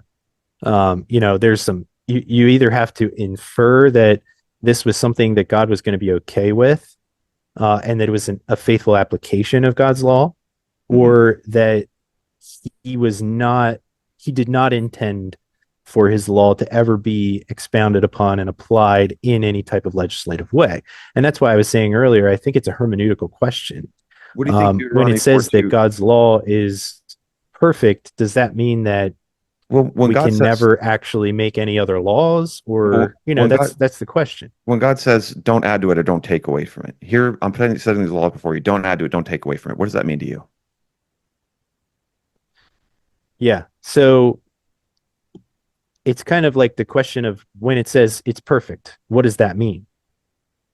Does that mean that it's complete? Or does that mean that it's perfect in what God has instructed in this particular situation with Israel? And it kind of goes back to the way that the Westminster Confession says that we're supposed to follow God's judicial laws, the general equity thereof. That's really what this question all centers around. And if I'm correct, you probably know this better than I do, but I don't think Rushdoony was a fan of that terminology of the general equity principle there. But I'm asking, what does do not add to it, do not take away from it mean to you? I would say that we have to understand what is the principle that God is teaching, and we need to apply it faithfully. Okay. And if we're applying God's law in our household, if we're applying it in our church, if we're applying it in our society, we have to faithfully follow those principles, those truths that God has taught. That doesn't mean that he has taught something about every single situation. Okay, but I mean, if God tells them don't add to the law, and we like to find principles in the Old Testament, God establishes at best a principle that adding to God's law is a bad idea and a sin, right? How do you institute that principle into your civil theology that God outlaws a legislature for his people? And never. I don't think that he does do that though, Luke. You don't think they don't think that verse is outlawing the legislature? Saying don't add to it, don't take away from it? I wouldn't say that it is. Okay, well, why not? I mean, I think that making whatever you want to call them, and I'm fine with calling it something other than a law, like we've talked about before. But I think that, even if you want to call it a policy or something, is inevitable. There's no way to live life without it. Oh, tradition and custom. Yes. in your home, you have to establish, if you want to call them customs or rules or whatever, you have to do that. So, I just think that something that I agree with you guys on is that the idea of punishment in the civil sphere is there's a lot of tyranny going on there. Because if you're talking about in the civil sphere, you have to make sure that whatever you are willing to punish is according to God's law. And so, I agree with you guys that you're saying like, man, you can't punish somebody for something that God's law doesn't give you the authority to punish for. Common good. And I agree with you. Common good, Travis. The common good. But I would say like in your household, for example, what you should be doing is you should be saying, all right, what does God's law require of my family? And therefore, this is how our family is going to apply it. Now, are there ever any situations where in your mind there's a question as to your interpretation of how God wants your family to do something, And then if there's discipline that follows that, how do you determine what is disciplinable and what is not in your family? Travis, can you hear me? Yes. Okay. I just have a couple follow-up, then we want to move on. We want to finish this clip, but this to me would be very helpful, because sometimes, and it's not just you, and I appreciate you coming on, and obviously you're a friend, and this is great to have some interaction, but at some points people say, oh no, I disagree with this position. Other times they say, well, it's inevitable that, like, is there not a difference? Do you recognize a difference between saying that we have judges that adjudicate God's law as opposed to man creating laws? And you said that you agree with us that it's wrong if the government punishes people for something God doesn't give them authority to do. But that is the whole point of our critique with natural law. It's for the common good. They take the principle that the government exists, that the government is a good thing. I mean, this is a level it goes to. The government is a good thing. Therefore, anything they do that is for the common good is justified. Do you see there's a serious gap between that position that says, okay, we're going to create a new law, code, again, I mean, Luke's made this point many times, it doesn't matter what you call it. If you're punished for it by the magistrate, we're going to call it a law. We're going to call it legislation. Okay, I don't really care what they call it. Mm-hmm. If they say, if you don't register to sell this milk, you're going to be punished. Okay, in the common law or natural law, that is fine. It's for the common good. Biblical law, it is not. Don't you see there's a world of difference between the two? Yeah, I mean, I agree with that particular case and situation and what you're saying there. Yes. Okay, then I don't want to spend too much time. I'd love to, but I know we got to. But just to go back, I'd love to spend a lot of time on this one. I know. Well, just to go back briefly, and then we want to spend a few more minutes. My main point on the libertarian thing is, it is a vacuous critique. It is not a substantial critique to say that non-legislative theonomy specifically is in any way, shape, or form similar to libertarianism in its fundamental principles. Would you agree with me on that? That they are not even close on their fundamental principle. With the definitions that you gave on the do you disagree with the definitions of libertarianism? Yeah. I mean, your definition. You're going off of your definition. You said it puts the individual rights and freedoms as paramount. With your definition of libertarianism, yeah, and I would agree that that's incompatible with, biblical law and theonomy as you guys are defining it. Yeah. Okay. All right. Thank you. So we've buried the charge of libertarianism, at least with Travis. So if there's a critique of our position, it cannot be. I don't know what that means, but well, you had told me previously that you think our position is very similar, essentially libertarianism. So if we've buried that, now we can move on from that, and in the future as we continue. Well, I think that's because of what we were just talking about for the last 5 minutes or so. That there are some things that are similar. That's not a logical critique of the position. Libertarianism establishes a legislature. I mean, and that's the big difference. You still have a legislature in libertarians. You still have someone making laws. You still have someone making the rules. So would you guys? Well, maybe I'll just ask Luke or whoever wants to jump in. Would you say that anybody who thinks that a legislature is biblical or is allowed by biblical law is not a theonomist?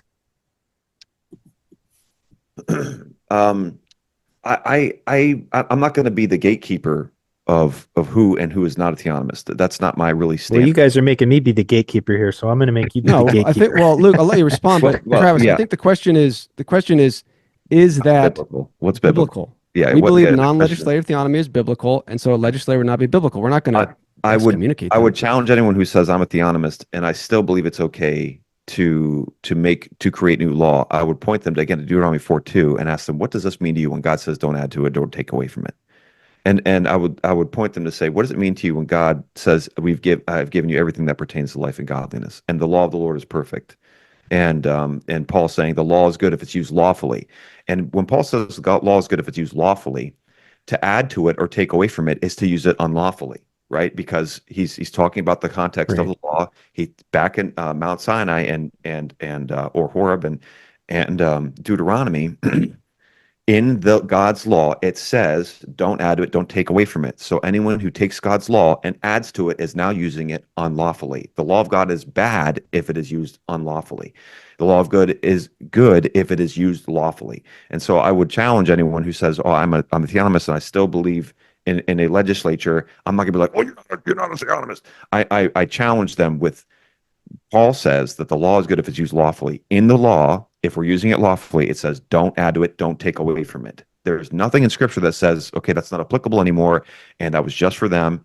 Over and over again, the Bible keeps saying that the law is fine as is. It produces justice. The weightier matters of the law are justice, mercy, and faithfulness as is, right? And so that, I mean, I don't want to be the gatekeeper of theonomy. Like, you're not a true theonomist. I do believe that there are people who really love God's law, but still believe in the Constitution, and they still believe in, things like that. But I'm trying to challenge them. Is it biblical, really? Yeah, it's not really relevant to the argument. Change the conversation. Yeah. It's not really relevant to the argument. I mean, it'd be like me saying to you, Travis, well, do you think people that don't agree with Presbyterian form of church government or sacraments, that they're not Christians? No, I don't think you'd say it. You'd say, well, no, I think they're wrong on this because the Bible teaches this. And then furthermore, it'd be frustrating for you if someone says, oh yeah, those Presbyterians, their form of church government, the pastors have absolutely no accountability to anyone. They do whatever they want. You'd be like, no, you're straw manning my position. So again, I don't think I'm not interested in whether or not, but my concern is when you straw man the position, even as it has been historically understood, that's not helpful for people. And then we are trying to say, okay, well, here is what we believe the Bible teaches. If you have a critique with that, we would welcome it. Show us biblically why we are wrong. And so that's the issue. I got to get going. I got something I got to take care of, but thanks for having me on the podcast, Chris. All right. Thanks, Luke. Yeah, we'll go a few more minutes if Joel can stick around, and Travis, and I want to finish this clip. Thanks, guys. All right. See ya. See you, Luke. All right. Let's carry on here. And I'm the eternal optimist. Theonomy is young, at least Rushdoony's variant of it. So we've only had 50 years to see the fruit. The story could be different in 100 or 150. Right. Yep. But at least this point, to play the tape back, it's not great. Probably about I would say the 30-year mark or so. You have Rushdoony passes away. Gary North obviously passed away a few years ago. Bonson, really brilliant, sharp mind. As that first generation went away, common saying, Lord, save me from my disciples. The disciples and the proteges that have taken this up. And to be fair, there's a broader context that they're trying to do this within. Not looking good. So if you're a theonomist, you're based, you want to see God's law, then make it so that the next 100 years, in the next 100 years, we can point to it and say, no, theonomy answers these questions and it's rigorous and it's strong. Yeah. Yep. And I, when I came into theonomy, general equity theonomy, I know it was a new term, but I looked back at the way that English common law started studying scripture, and I just thought, okay, this is a new term, but this is part of the Reformed and Anglo-Protestant tradition. Right. And, I realized that. Definitely the Puritans. Yes. That was what pushed me over the edge, was I was like, well, if it's good enough for the Puritans. Well, but common law goes back way before the Puritans. Right. Yeah, I know. But I was just saying, like now I look with a little bit more of an informed view. I look at, the founding of America, and I'm able to, actually distinguish between like the Puritans and then others who were of the Reformed cloth, but they weren't necessarily a part of the Puritans, and they would have had a different way of understanding things and doing things. But I think the Puritans, it's safe to say that although the term wasn't there, they were theonomic in many ways. So that's totally fair to say that the ideas have been there for a long time, beyond just 50 years. I wanted to ask, Joel and Luke, but now he's off the show. It was something that I had in my mind, was that this idea of non-legislative theonomy doesn't really have a lot of historical precedent, as far as I'm aware. I know you've cited, I forget his name now. Aspinwall. There's also John Eliot, I believe. Aspinwall. Yeah. So what would you respond to the critique that this doesn't really have a history? I think it does have history. I guess if our standard is, the majority consensus, the Reformation would not have happened. So I just don't think it's a substantial critique if our standard is God's word. I mean, I get the Roman Catholics, the Greek Orthodox. I mean, they'll hammer that point all day. If you can't trace a direct line, the way this machine works back to the beginning, then it's faulty. As Protestants, that's just not the way we think. So in the end, I can quote mine. I mean, we got Aspinall, we got Eliot. I'm sure I could find more. But is that going to sway anybody's opinion? I mean, and if that's what would sway their opinion, I don't want to win an argument based on tradition. I just don't. So I'm really not that interested in it. I don't spend much time searching for those people. Yeah, I mean, I guess I would say that we can easily make a case for the Protestant Reformation based on tradition and history, because there were plenty of medieval and early church fathers who were saying a lot of the important things the reformers were saying, but it had been lost in the late Middle Ages. Whereas with this, I'm unaware of any figures in earlier medieval Reformation time that would be arguing for non-legislative theonomy. And so while it is not the end all be all, it is something that we need to pay attention to. Well, I don't think that if I come up with an interpretation, I come up with an interpretation of a passage or scripture that's completely novel, then I should really stop and think to myself, why has nobody else put this forward? Well, it's not completely novel. Yeah, but it's not. So that your point doesn't hold there. It's not completely novel. It's just a debate of, does it go back far enough? What's the standard? It's not completely novel. Yeah, this argument has been made before. Rushdoony was charged with that, the charge of being novel, like no one else has come up with this. But then Jean-Marc Barthou defended Rushdoony, pointing out V. Ray, who wrote over 700 pages on the Ten Commandments and their application to us today. So whether or not you can say that's non-legislative, I don't know if that term was in vogue at the time. But when you're writing 700 pages on the application of the Ten Commandments, you're awful close to non-legislative theonomy. You're saying, here's where we get our laws, and we don't get them from any place else. So I personally, I really reject the idea of the novel idea. Also, I would say this. We have, let's say King Alfred, for example, there in the 10th century AD, where he writes the actual words of Exodus and from the New Testament into his dooms, into his laws. Now, he is not, you might say that that's not non-legislative theonomy at the time, but he's getting close. You know what? If we're getting close to God's law, how about if we just get closer and closer and closer? And would that not be better and better and better? Alfred did well by getting closer to God's law and still legislating. How about if we get closer? What can be better than getting closer and closer and closer, lining up more and more and more with the law of God? What could possibly be better than that? I 100% agree with you, Joel. And I think that's a great point. But I guess my caution is that we should try to get closer, but not try to go the entire way all at once necessarily, because of the tradition and the history there. There must be some reason historically why the history of the church and civil magistracy and Christendom in the West did not go the route of non-legislative theonomy. Yeah, and it just gives me pause, and say, okay, I'm all in favor of let's get closer to following God's law, because it is perfect, and it is the perfect demonstration and model of justice that we have on the earth.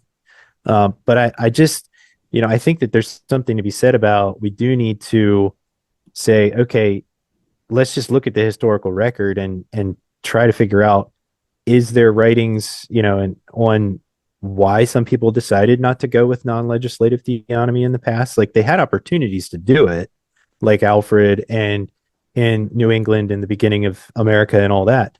Why did they decide not to do that? Yeah, and who knows what their influences were at the time in the case of Alfred and in the case of other people. I mean, we have a Reformed tradition, but you can't read the Constitution, for example, without seeing Enlightenment thoughts creeping in there. Well, we can do without the Enlightenment thoughts creeping in. We can do without that. Whether or not somebody before them it was introduced to the Enlightenment or whatever. We know that Alfred made progress by writing in God's law. Well, let's write in the whole thing. Any problem with that? I don't have a problem with God's law being written into our laws. No. Okay. All right. And let's just use the entire law, right? Let's just use the whole thing. Is it not sufficient? And I think this is your argument, Travis. But if I can steelman your position, and you're not going to like my steelmanning, but I'm going to steelman it anyway. I think your position is God's law, as written, is not quite good enough. We need more. I would disagree with your steelmanning of my position, and I would say God's law needs to be interpreted. And so we can't just take the Levitical laws and impose them in America, for example. There has to be some interpretation that happens there. That's not a difference. That's not a difference in our positions, Travis. You bring that point up. That's not a difference in our position. When you're arguing a position, you want to say what you disagree with the position. We agree God's law is interpreted. So that can't be a point of difference between us. Well, I'm saying that Joel was doing that in his steelmanning of my position. And so I was saying, look, well, just tell him why he's wrong. Let's be Don't fair say we have to both ways interpret here. the Bible. You know. We all interpret the Bible. Say, Joel, you've misinterpreted it. And yes, we do need more than God's law in the civil realm. You can't just say, well, yeah, you got to interpret the Bible. Yeah, we know. Where are we wrong in our position? And it can't be, you guys got to interpret the Bible, because that's what we're doing. We're interpreting the Bible and saying, here's what it means. Well, when you say a statement like, I forget exactly how Joel said it. Could you say it again, Joel? when you presented my position. Yeah. I believe your position is this.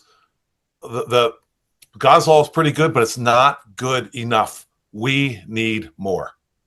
In civil society for justice. Right, Joel? Okay. Specifically. Yep. Yeah. Yep. Yeah, I think, like I said before, I think it's a difference of how we're supposed to apply it is really what it comes down to. And I would say, we should want to have, for example, we should want to have the 10 Commandments written into our law. And I'm fine with that. But then when you go beyond that, then you have to start saying, okay, what about the Levitical laws? What should be included in our civil laws and what should not be included? Because of the change in redemptive history. Travis, we have a position on that, though. We have a position on that we've elucidated several times. So you can't say, well, yeah, but you got to be able to explain. And we have. So you either agree with it or disagree with it.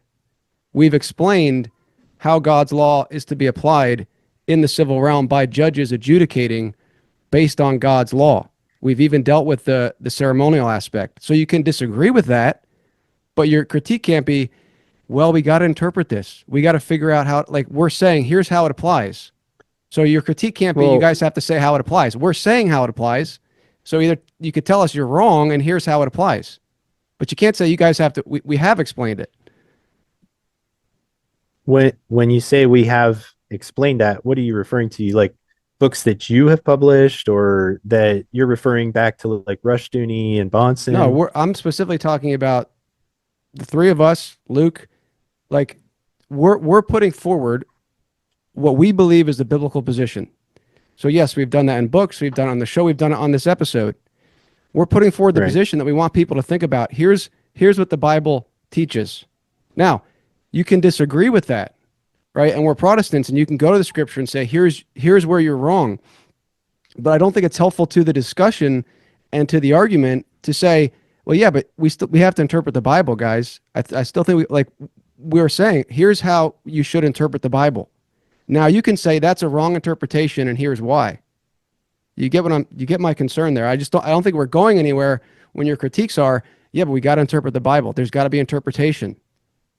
You could say our interpretation is wrong. We have tried to do that a little bit here, with the difference Luke and I have in his interpretation of Ezra Nehemiah, what was going on there with the wall and immigration. That was an attempt to do that. Yes. And I would say, I don't think that the book of Judges is being presented to us in scripture as an example of how we're supposed to run our society. When I look at the book of Judges, I take away from it something very different than Luke, for example, takes away from it. And I understand that what he says about the king in Israel basically just being a glorified judge. And that's fine. But when I read the book of Judges, I read that and see this is a bad example of how the people were not actually living according to God's law. So yeah, I mean, that is us trying to work through our interpretations of scripture, I would say. Okay, fair. So to Joel's question, I don't think it's Joel's being unfair. I mean, if I could rephrase this question, you reject the position that God's law, inscripturated, is enough for a judge to establish justice. I mean, I think if you're honest, you say, yes, I reject that. We need additional laws. I get that your position is they're going to be based on the Bible, but can't you affirm that you reject Joel's statement that it is enough to have God's written word, and if a judge has that and he looks at the case, he can establish justice? And your position is that's not enough in the civil realm. I mean, we're not trying to straw man you. I mean, I think Stephen Wolfe would say 100%, yeah, it's not enough. I mean, that's his whole point. So that's why I think these discussions are important. That's why I appreciate that Webbon is like, the theonomists are wrong. I'm not a theonomist. I'm like, thank you, because you're misrepresenting the position if you said you were a theonomist. And again, I'm more interested in the arguments and the position. So Stephen Wolfe, I think, would, if he were here, and I've been trying to get him on here, he would say, yeah, I agree, Joel. God's law in scripture is not enough for society. So that's a question for you. Would you agree with Stephen Wolfe? And I think I'm representing him well after having read his book. Would you disagree with Joel's statement there that God's law in scripture is enough for a judge to establish justice? I mean, I guess I would say I don't like the way the question is framed. Okay. It's stated negatively, and basically what it does is it turns someone like me into someone who says the Bible's not enough. Well, look, I mean, and I don't think that's fair to. I think to it is what fair. I'm I think trying to say. I don't know if it's fair or not. Is it accurate? I'm not asking if it's fair. I'm asking, is it accurate? I would not agree with that statement the way you stated it. No. Right. I think that's an honest answer. And I don't think that's something where it's like, okay, argument's over. But I think it's important, because I don't think we get anywhere. It's like, well, yeah, I believe in God's law too. Okay, we understand. You're a Christian brother. We believe in the Bible. We are trying to be more faithful to the scripture. But for the sake of furthering and developing our thoughts and ironing, sharpening iron, we have to have the distinction. What is it that we actually disagree on? Right? We don't disagree that we need to interpret the Bible. We don't disagree that there are cases that come up that aren't explicitly referenced in the Bible. So we agree on those things. So that's not a point of disagreement. The disagreement is that God's law given to us in scripture is enough to establish justice. And, we're not trying to put you in a corner. Well, rhetorically, yes, because we want to know what your position is so that we can interact with it. And it should be the same the other way. So that's the point.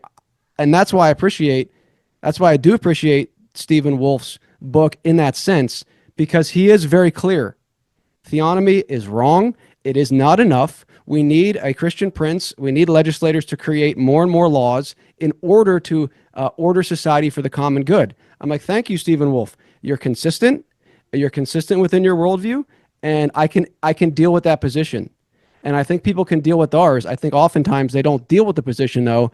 They just say, well, yeah, I agree too that we need God's law, but our positions are basically the same because we all agree that there has we have a different position. Let's lay it on the table so we can deal with it. Anything you want to respond to that? I got one more clip, and then we can wrap this up. Any final thoughts on that? No. Okay. I think I'm done with that particular point. Okay. Fair enough. And I always appreciate you being here. This will be the last clip, and then we'll wrap this up. It's getting late. This guy, real quick, Daniel Hughes, is asking, is Andrew Isker a theonomist or a Two Kingdoms guy? Me and Isker are pretty much in the same boat. We're doing the splits right now, and We still like, we like Rushdoony, we like Bonson, we like Rushdoony more, but we're also seeing within like the historic Reformed tradition, we are seeing that like, if we want to go with the historic position of our fathers and the Reformers, it is the classical two kingdom position. Stephen Wolfe has successfully won that argument. He's I think just that was the position. That was the position of Calvin and all the Reformers. And so Isker is kind of similar to me. Is like we're both kind of we're still comfortable. Maybe like the general equity.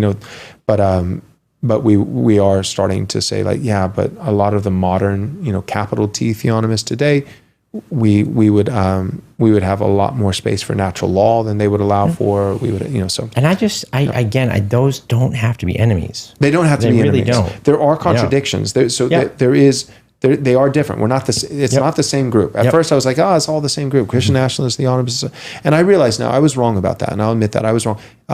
I think it could still be the same group in a big tent sense, and there's no reason to be at each other's throats. But they are still distinct subsets underneath the big tent. Right. The Christian nationalists, Protestant magisterial, classic two kingdom guys, Stephen Wolfe, Timon Klein, those guys are different than the theonomists. But I'm with you, Michael.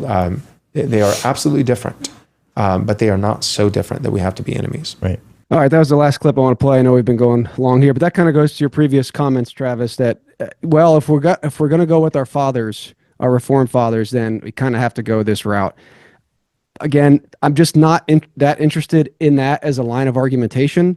I mean, I think there is value in looking to the past and looking at their arguments, but it always has to go back to Scripture. That was the whole point of the Reform, and that's why the critiques of biblicism are a bit frustrating, because the whole point of, or one of the main points of the Reformation, even though these confessions, is to say that the Scripture is the final authority on all matters.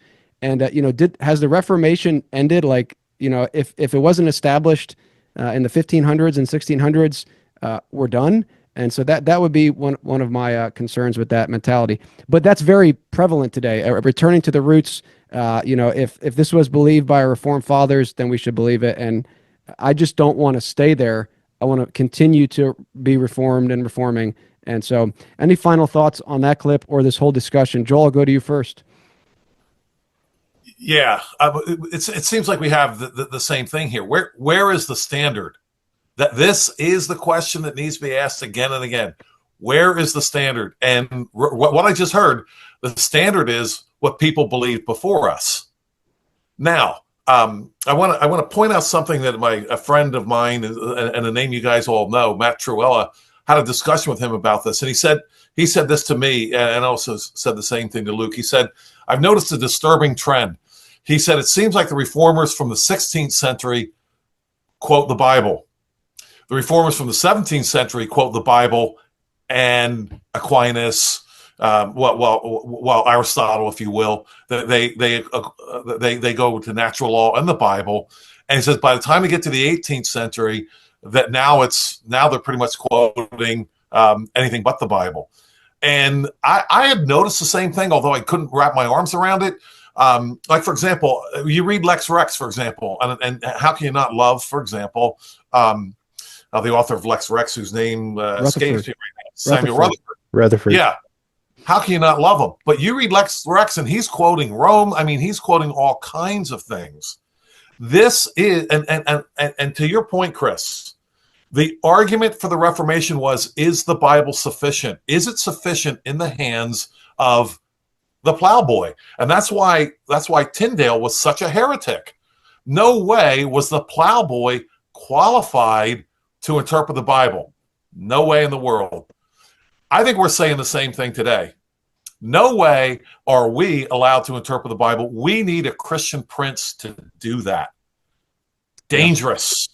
Dangerous. Yeah. I would say, to carry on your trajectory, now it seems like, and this is a bit tongue-in-cheek, but now the Reformed quote the Reformers. So the early Reformers quoted the Bible, then you mixed in Enlightenment. Now we've gotten to the point where we're going to quote our fathers, and we're going to have a quote war on which father believed what in order to establish our position. Travis, your thoughts?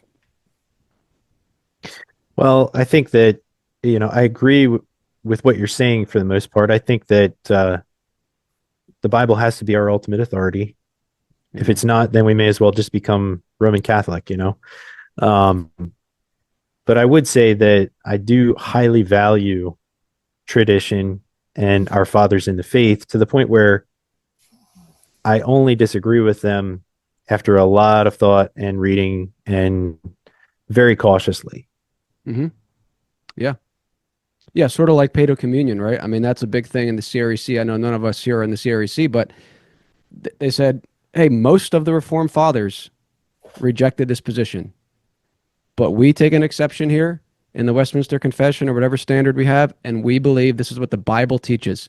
That's really what we're arguing for here, that mentality. And I know you would agree with that. So that's why, to me, yes, I agree. Tradition's important, all those things, but this is certainly not something that we're approaching willy-nilly. So speaking of Joel Saint's comment on William Tyndale, this book, authored by myself and Luke, who just left the panel here, is now available, Redeemed by Justice, from Future of Christendom, where we do deal with the papacy of the past.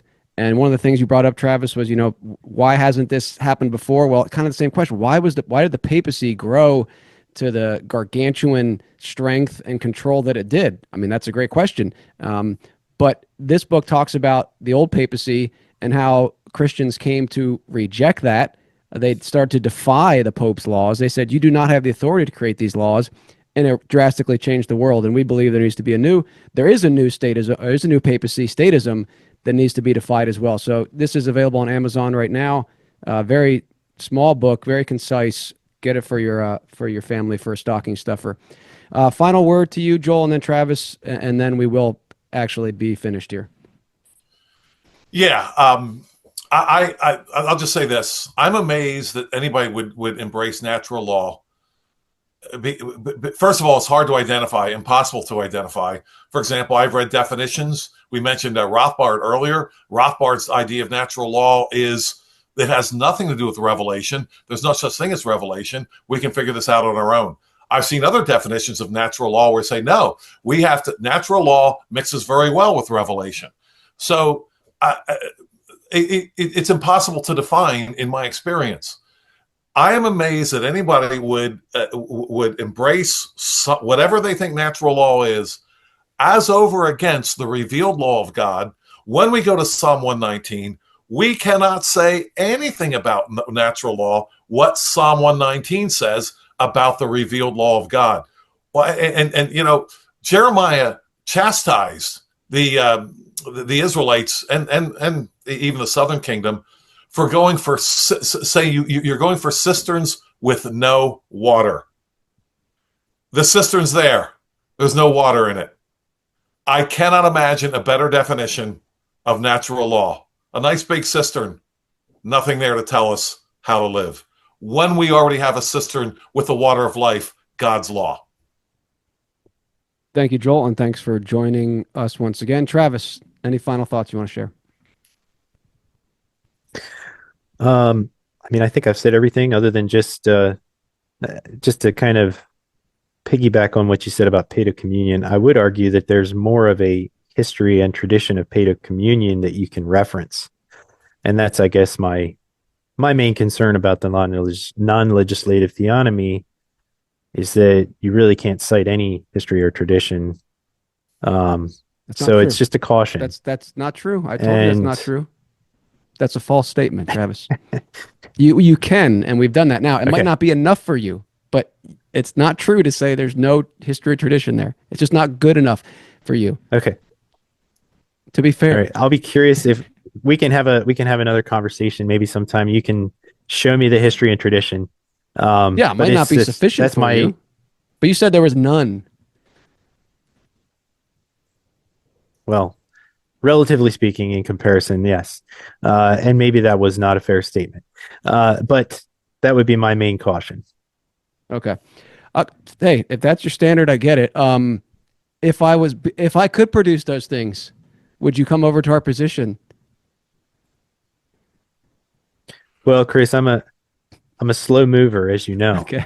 And I think you can fairly say that I have interacted with you quite a bit on these things. Well, I know that's why I need some more ammunition. So if I can get tradition on my Sounds like side, the answer is I might have no. a better chance. The answer is no. You can produce whatever you want. And I need Travis all the ain't- help I can get. No, that's why we love you, Travis. That's Well, yeah. if you want me to become a Baptist, it's not happening. I'll take theonomy. I'll put more because I want justice, and I think we can have our fellowship with differences on the baptism. But if my neighbors are being persecuted for serving their neighbor, that's a concern. So, Travis, thank you for coming on. It wouldn't be the same without you. I know you're busy. You got a lot going on. You came on today kind of last minute, so I really appreciate that. I know I get feedback from our listeners. They love when you're on because you challenge our positions, and that's what we need. And of course, we challenge yours. Well, that's my role here. I know my role. Okay. Well, yeah, maybe I think sometimes maybe 50 years from now, Travis will be like, yeah, I actually agreed with you guys all along, but I just wanted to disagree, which I guess I can hope that. I'll hope that's the case. But hey, what fun would it be if I just came on and bobbed my head all the time? Right. Well, we welcome you. We hope to have you again back soon. All right. Well, I appreciate you guys. Thank you. Yeah. Thanks, Travis. Thanks everyone for listening. Again, Merry Christmas. Hope you're enjoying this season with your family. For more information, go to futureofchristendom.org. Until next time, remember that Christ, not man, is king. So long.